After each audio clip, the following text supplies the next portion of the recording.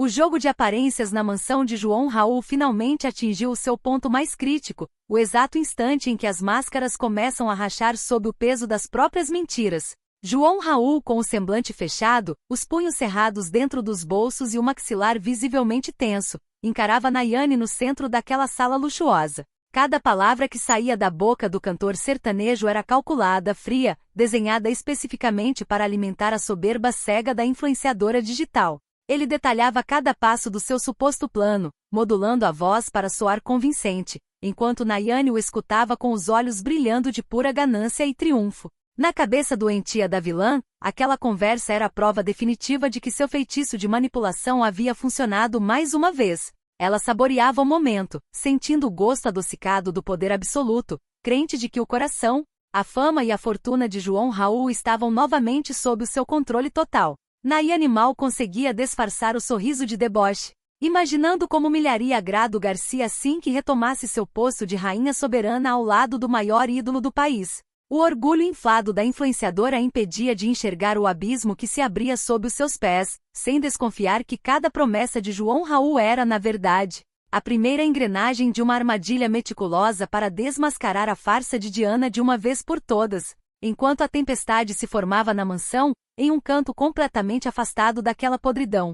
uma calmaria enganosa parecia dar um breve respiro para quem já sofreu demais. Ana Castela e Gael aproveitavam intensamente o momento juntos, imersos em uma bolha de carinho e cumplicidade que parecia desafiar todo o caos ao redor. Gael, que por tanto tempo orbitou o submundo de interesses de Nayane e Zilá, deslumbrado pelo brilho falso da internet, agora experimentava a redenção nos braços da cantora. O rapaz sentia o peso da culpa por ter sido cúmplice silencioso de tantas armações, mas o olhar puro de Ana Castela funcionava como um bálsamo, uma chance real de recomeço longe da lama. Eles sorriam, trocavam confidências e se permitiam esquecer, nem que fosse por algumas poucas horas, que faziam parte de um tabuleiro onde qualquer deslize poderia ser fatal. No entanto, o contraste entre a pureza daquele romance e a sujeira que dominava os bastidores do mundo sertanejo só tornava o cenário ainda mais tenso, pois o espectador sabe que no universo de coração acelerado, a felicidade dos inocentes sempre cobra um preço alto demais.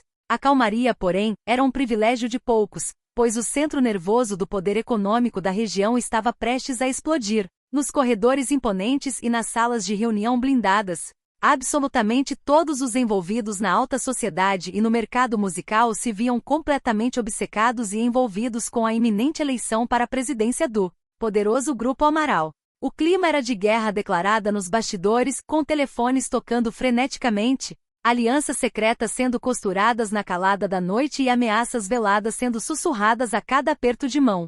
A cadeira da presidência não representava apenas o controle de rios de dinheiro, mas o controle absoluto sobre o destino de carreiras inteiras, inclusive a de Agrado e Eduarda. O desespero para garantir votos e apoio político transformou o ambiente empresarial em um verdadeiro covil de lobos, onde cada executivo e cada aliado escondia uma faca nas costas, prontos para trair quem quer que fosse em nome do status e da impunidade. Bem longe dali, em um ambiente carregado de angústia e fumaça, o peso do segredo sufocava quem tentava fazer a coisa certa. Leandro, com os olhos injetados de cansaço e a mente torturada pela responsabilidade, desabafava longamente com Palhares em um canto isolado. As palavras saíam rasgando a garganta do produtor musical honesto, que não conseguia mais carregar sozinho o impacto devastador da confissão que ouvirá de Eduarda. Leandro gesticulava com as mãos trêmulas, o tom de voz baixo, quase um sussurro desesperado, detalhando como aquela revelação mudava completamente o rumo do jogo e colocava em risco a segurança de Agrado.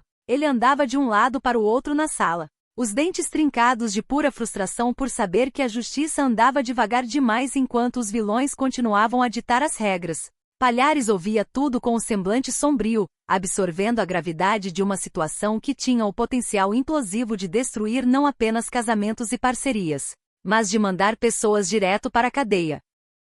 O golpe mais doloroso, contudo, estava reservado para o coração de Agrado Garcia. O chão sumiu sob os pés da mocinha quando Rosinha, com o rosto pálido e a voz entrecortada pelo nervosismo, despejou a notícia bombástica que mudaria tudo. Rosinha revelou a Agrado sem rodeios, que Nayane havia cruzado a última fronteira do cinismo e já havia se mudado de mala e cuia para a mansão de João Raul. Ao ouvir aquilo, o peito de Agrado se contraiu em uma dor lancinante, uma mistura de asco, ciúme e profunda decepção que a deixou momentaneamente sem ar. A imagem da vilã usurpadora desfrutando do teto, da intimidade e do convívio do homem que Agrado amava desde a infância era um soco no estômago. Agrado cravou as unhas na palma das mãos para conter o choro de humilhação, sentindo-se mais uma vez amordaçada pela chantagem maldita que Zilá impunha à sua mãe Janete. A injustiça daquela situação queimava nas veias da cantora, que se via obrigada a ver a mulher que roubou sua identidade triunfar no lugar que por direito era seu. Paralelamente, no casarão onde a tirania imperava, uma revolta silenciosa começava a ganhar corpo e a ameaçar a estrutura do império das vilãs. Cansadas de serem humilhadas, pisoteadas e tratadas como meros capachos descartáveis, Rosalva e Leocádia tomaram uma decisão drástica que caiu como uma bomba no colo da megera Mor. Com as cabeças erguidas e o orgulho ferido, as duas funcionárias enfrentaram o olhar gélido de Zilá e pediram demissão sumária, batendo o pé e exigindo seus direitos sem demonstrar um pingo de medo. Zilá, acostumada a dominar todos ao seu redor através do terror psicológico e da manipulação, sentiu uma fúria cega ferver em seu sangue diante da audácia daquelas mulheres. O confronto foi marcado por trocas de olhares venenosos, palavras ásperas e um silêncio cortante que deixava claro que o império de Medo criado pela mãe de Nayane estava sofrendo suas primeiras e perigosas rachaduras internas. Enquanto o ninho de cobra se canibalizava, a estrada servia de cenário para um momento de rara beleza e conexão humana. Durante uma viagem de trabalho, quilômetro após quilômetro de asfalto, Eduarda e Leandro compartilhavam o espaço confinado do veículo em uma atmosfera inicialmente tensa, mas que aos poucos foi se transformando. O cansaço das turnês e a pressão das ameaças externas deram lugar a uma intimidade genuína, onde as defesas de ambos finalmente caíram. Eduarda olhava para Leandro com admiração profunda, reconhecendo o homem íntegro que nunca a abandonou nos momentos de maior escuridão, enquanto o produtor enxergava a força e a lealdade daquela mulher que lutava com unhas e dentes pela dupla sertaneja. Entre um desabafo e outro, os dois começaram a trocar elogios sinceros, palavras carregadas de um sentimento represado que há muito tempo vinha ganhando força nos bastidores, acendendo uma faísca de esperança e paixão que prometia dar a Leandro a força necessária para continuar lutando contra o esquema corrupto de Valmir. Por fim, o clímax político e dramático daquele dia se consolidou no palco principal da disputa pelo poder, onde as cartas mais pesadas foram jogadas de forma implacável. Em uma manobra de mestre ensaiada nos esgotos da ambição, Rony subiu ao palanque da reunião do Grupo Amaral com um semblante solene, atraindo a atenção hipnotizada de todos os presentes na sala de conferências.